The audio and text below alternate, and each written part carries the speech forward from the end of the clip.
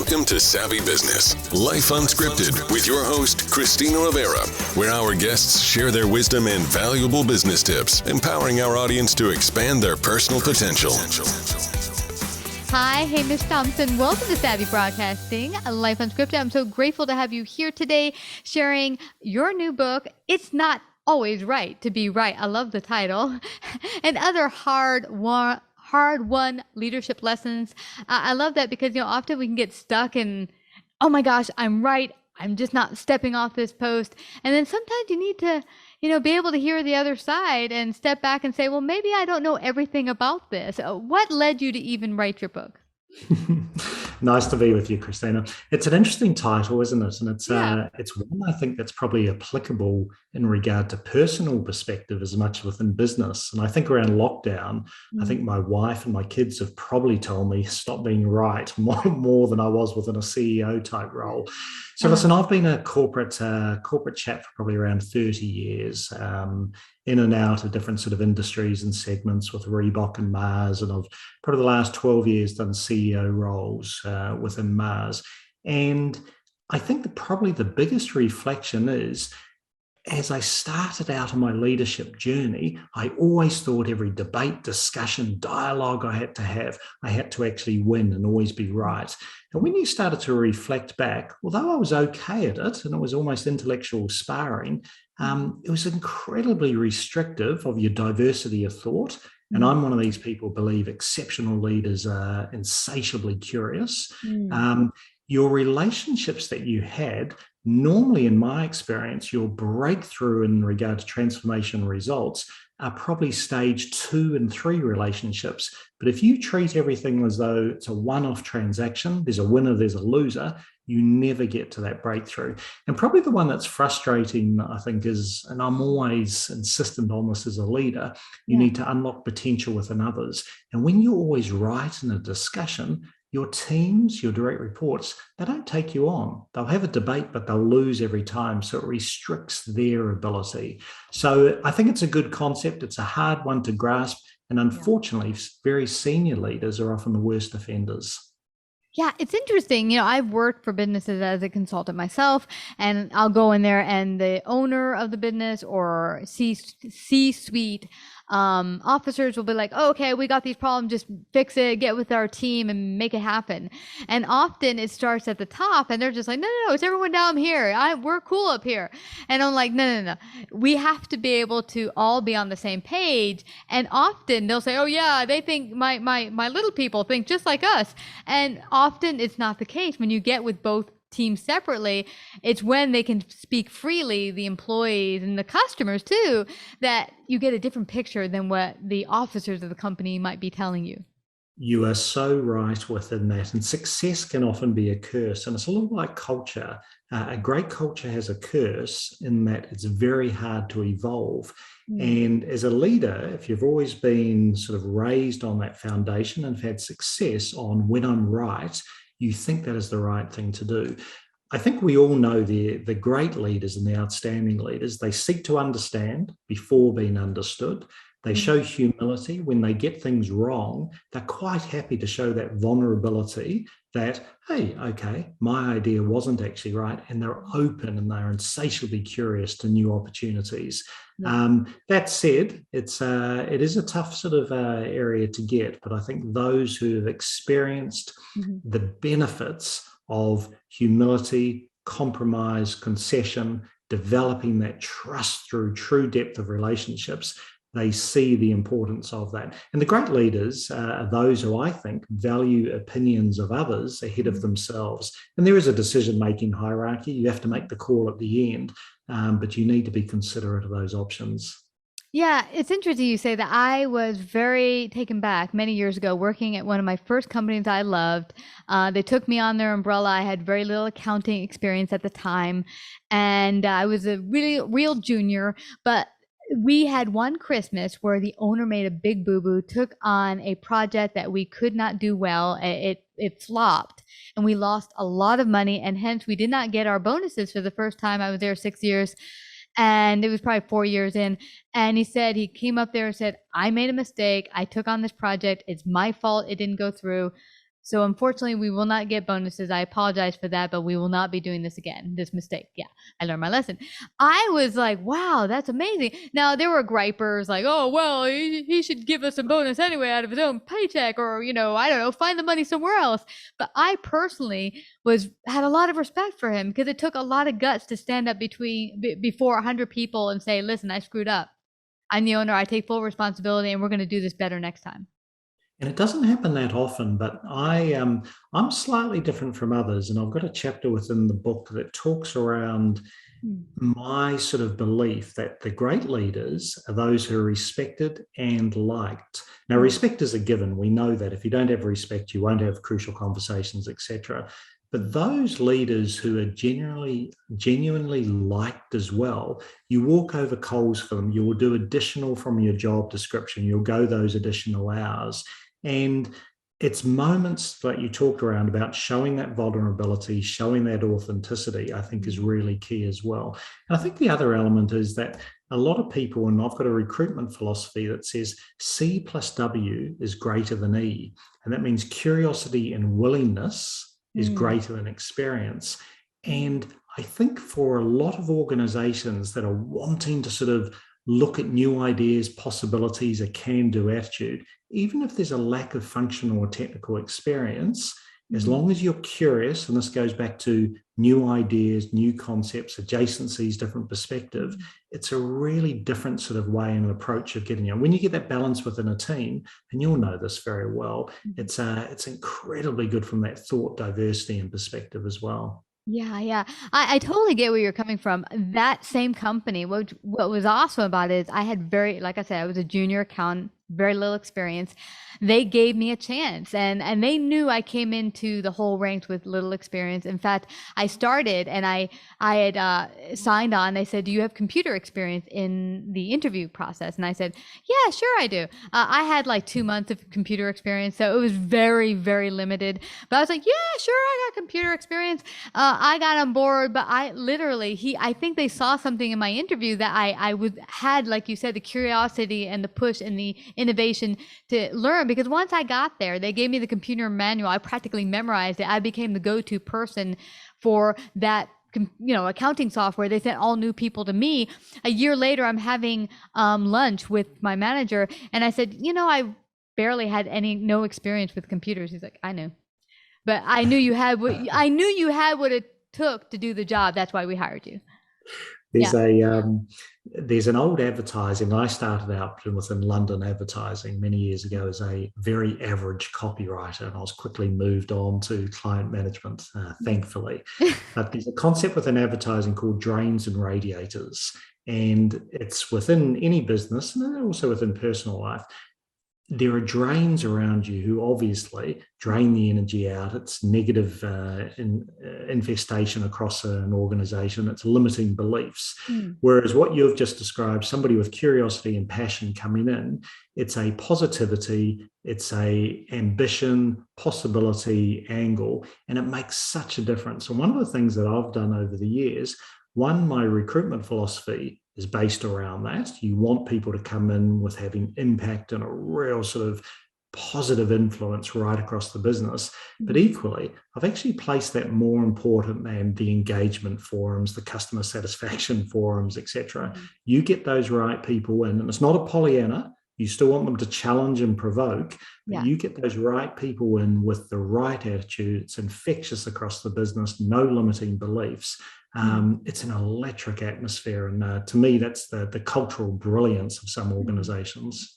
I love that. Now, what would be your kind of advice for business owners that are looking to hire people, and they usually go off the resumes, but they don't know how to go beyond what they're seeing on the paper to get to the nitty-gritty of what you're talking about, how to find that great talent that might not have all the experience that, is on the resume of some people, but will have that oomph, that curiosity, that punch to really grow the business? How do they begin to look for that and pull that out, peel the layers back?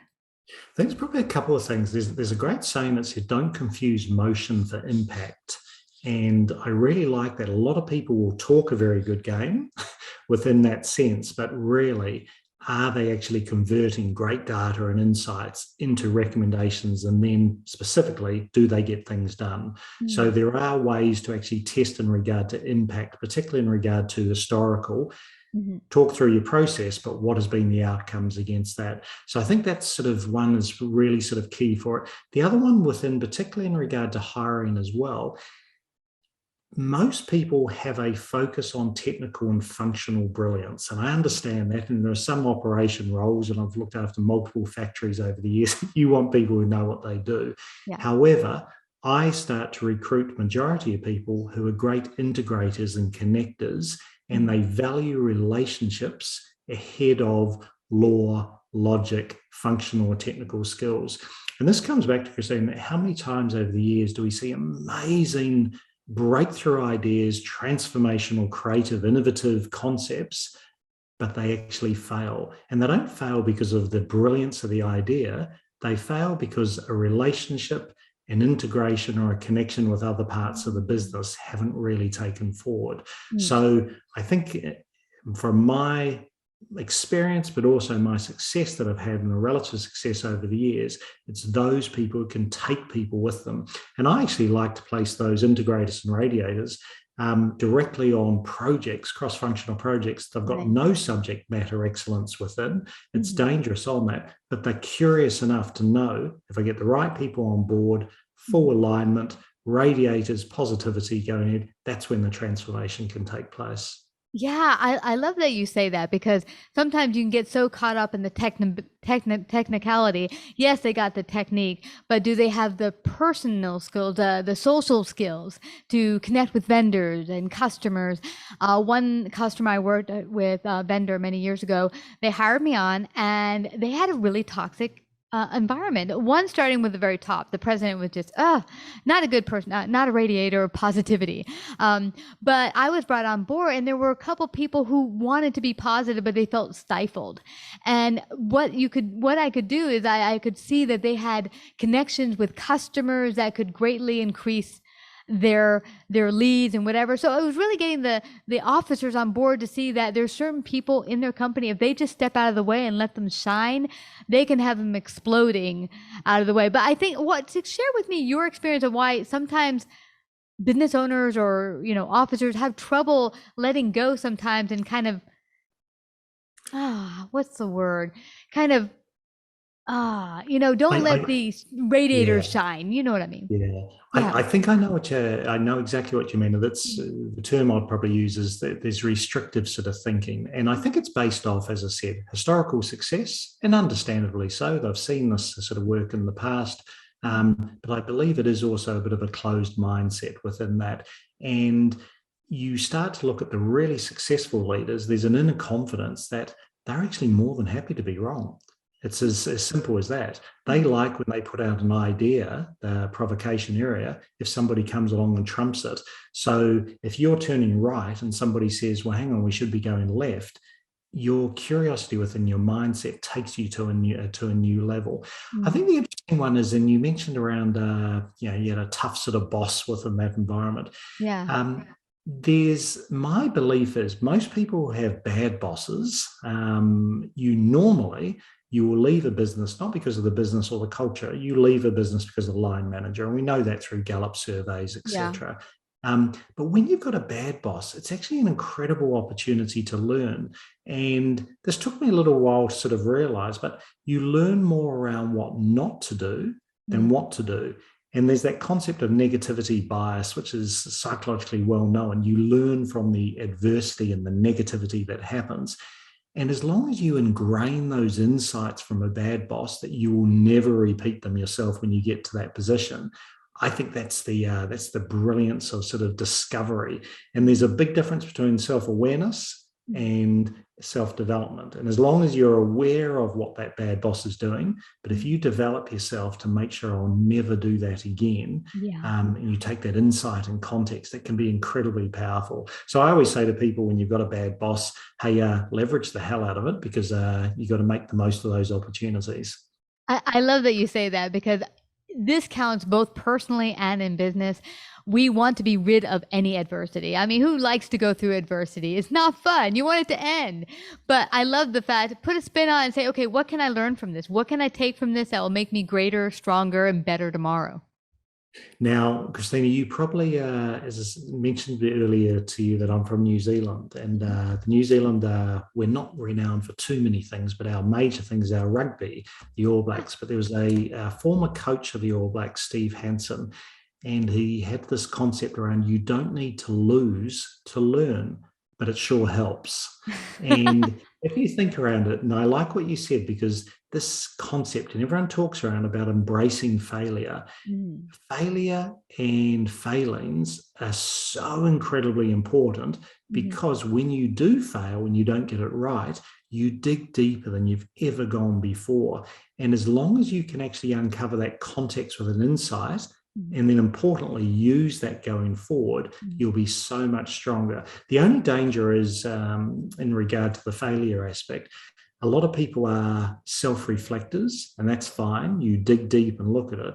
But when you get into rumination, which is obviously around negative thoughts around what could have been, should have been, that can actually be a really damaging area. It's distracting for business, but also personally, it ties you in knots. So I love the idea of embracing failure, and there's different ways you can sort of stretch and go against that, providing you learn insight, you take that context, and don't confuse motion for impact, and actually make sure you put it in for the next stage you try something.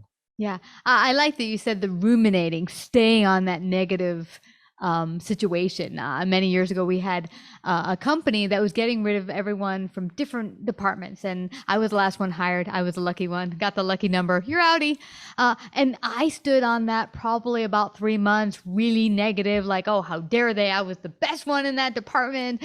And, that kind of thinking, as you said, that limiting thinking keeps you stuck. It wasn't until I started to open up my brain, stop feeling sorry for myself. My ex-boss had said to me, listen, you're awesome at this job. You create awesome results. Why don't you become a consultant? So it was because of him and stopping this negative self-doubt talking that I started doing the consulting work. So, you can't begin to do that and open your brain to possibilities if you're stuck in the ruminating of negative thoughts.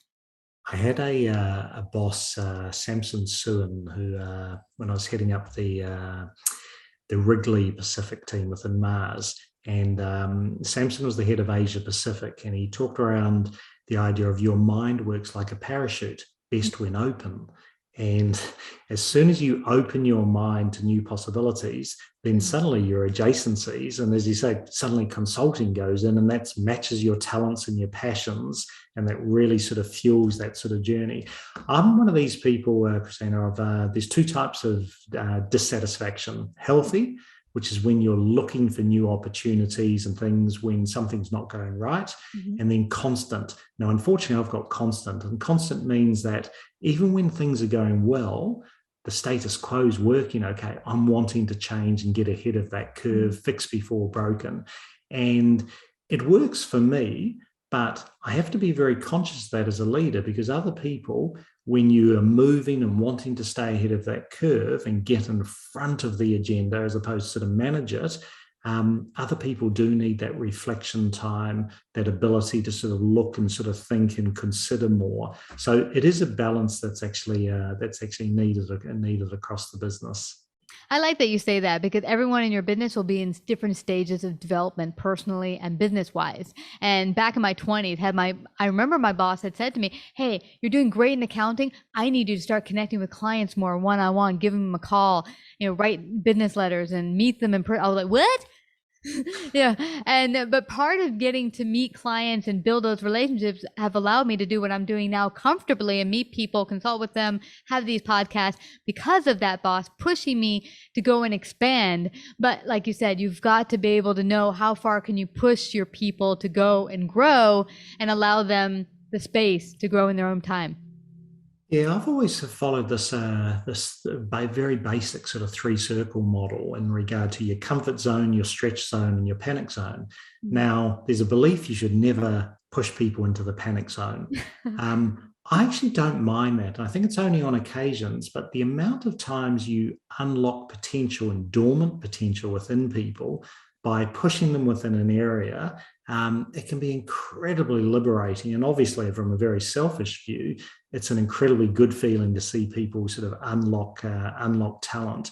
And there's a lot of times that other people will see the possibility within yourself that you don't see within yourself. And I think the danger of a leader is, particularly when you take on a new team, you often shield the team and you protect them. And I used to do that, and I thought it was all around shielding the team, and I'll have the crucial conversations and I'll take on the difficulty. If you actually step back and you show them freedom, and it's a coaching and empowerment as opposed to a directing mode, that does lead to self-discovery as well. So again, everything's a nice sort of balance that is required. Yeah, absolutely. Hamish, this has been awesome. We could go on for hours. I know we could, because this is just fabulous content. And I know you're brightening the mind, hopefully expanding people listening in to see how they can grow their business, help everyone who works with them, for them, expand and grow in their own accord. Please let everyone know where they can get a copy of It's Not Always Right to Be Right and find out more about you. So you can go directly, obviously, within Amazon and all the good stores, sort of international. Probably best bet to go to my website, which is hamishthomson.com. But it's been great to connect, and I look forward to meeting up in person, hopefully, when I'm next across in the US, with travel about to open up, I believe. Oh my gosh. Hey, Miss, that would be awesome. You got to look me up when you come to Houston. I'm right close, about 50 minutes. It would be awesome to meet you. But I thank you today for coming to share with our savvy audience your great, brilliant wisdom. Thank you. Thanks, Christina. Like, subscribe, and share this episode. To listen to more savvy episodes and savvy biz tips, go to www.lifeunscriptedradio.com. To find out about our paid sponsorship opportunities or how to become a guest, email Christina at lifeunscriptedradio.com.